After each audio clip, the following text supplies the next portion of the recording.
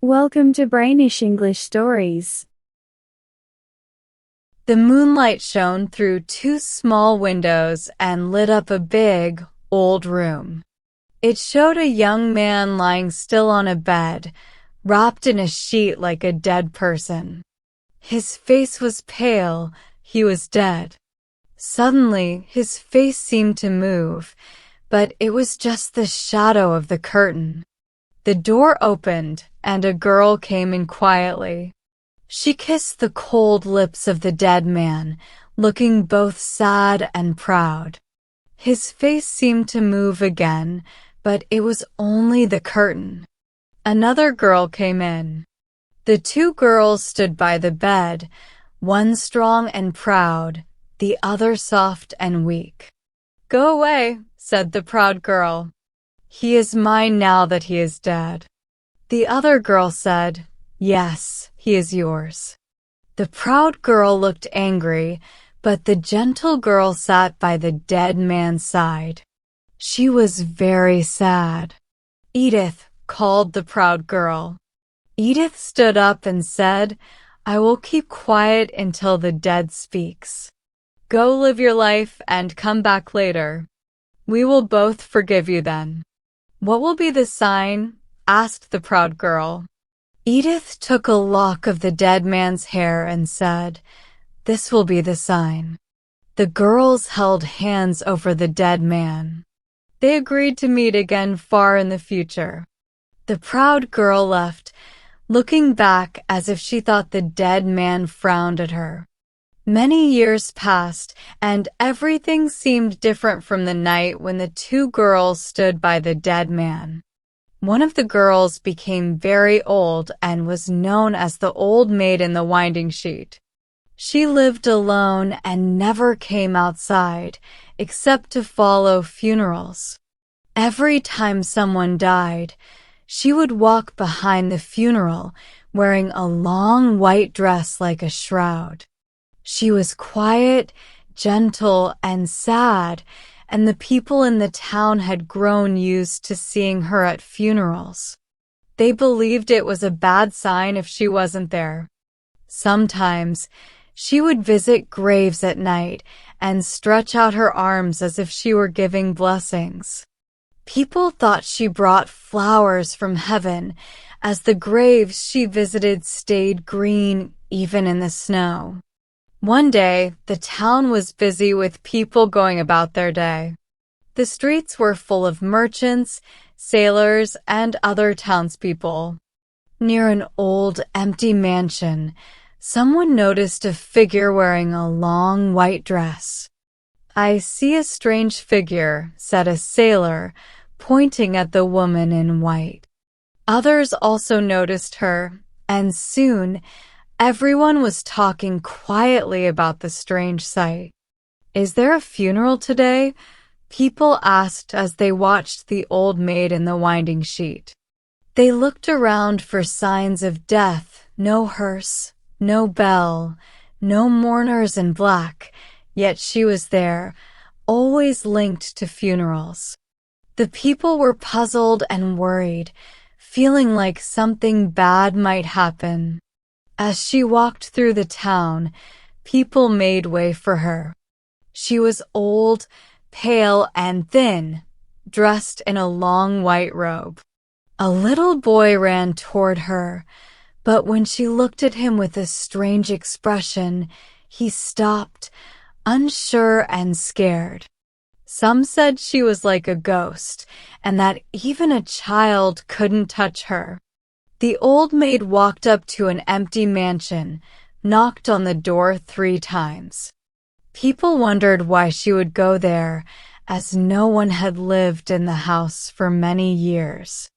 An old man told her that the house had been empty since Colonel Fenwick died long ago.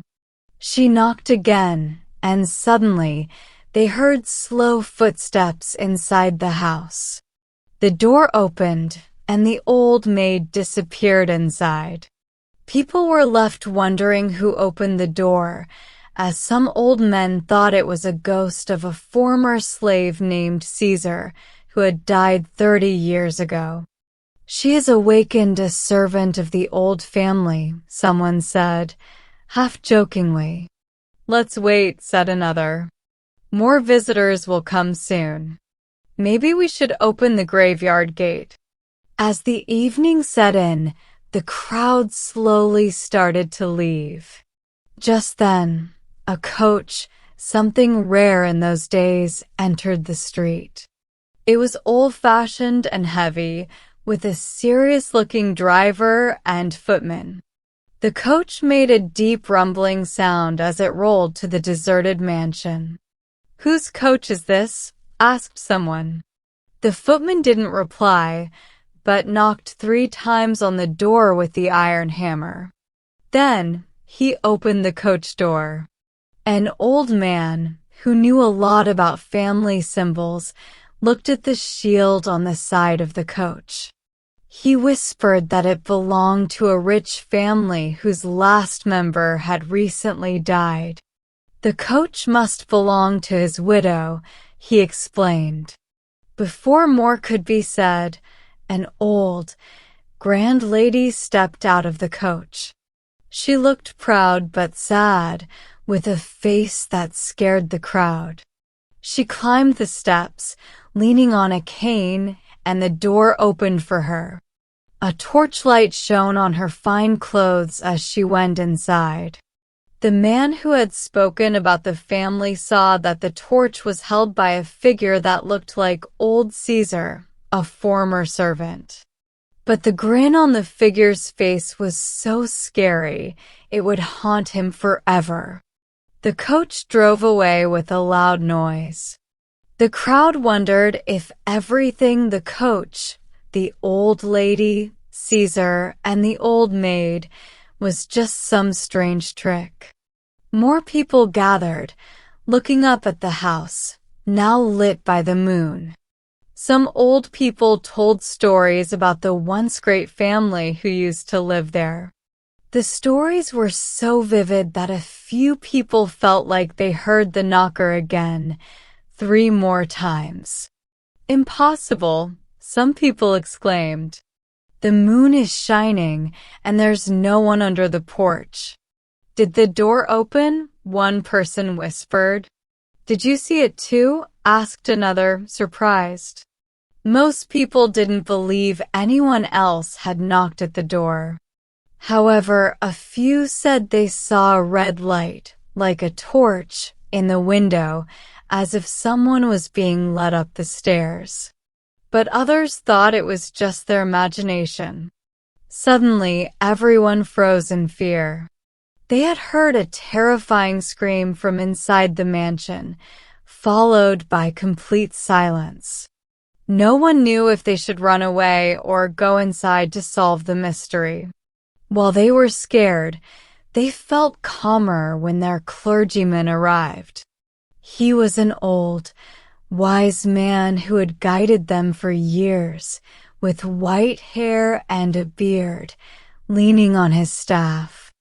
The clergyman decided to enter the mansion to make sure the old maid in the winding sheet was okay. He went up the steps with a torchbearer who had spoken earlier about the family's shield and recognized the old servant, Caesar.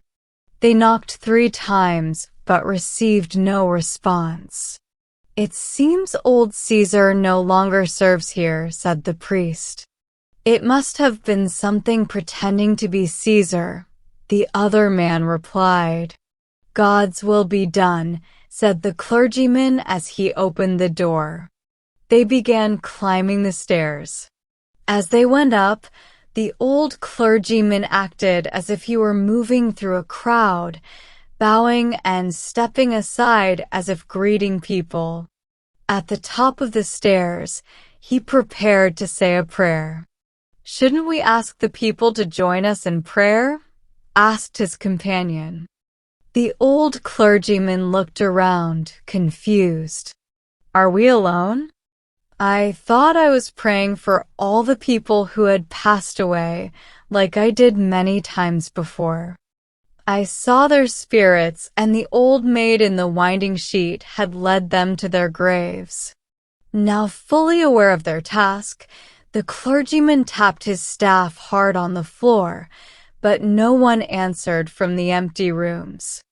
They walked down the hallway and stopped by a large front window, looking out at the crowd below in the moonlight. There was an open door to their right and a closed one to their left. The clergyman pointed to the closed door and said, "I once sat by the deathbed of a young man in this room." Suddenly, he seemed very excited by a memory, grabbed the torch, and threw open the door so fast that the flame went out. The only light now came from the moon shining through two windows.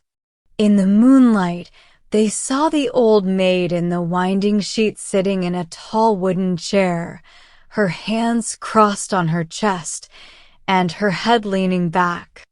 Kneeling at her feet was the grand old lady they had seen earlier, her head resting on the old maid's lap. One hand was on the floor, the other was clutching a lock of hair, once black but now green with age. As they entered the room, the old maid's face seemed to change expressions as if she might explain everything.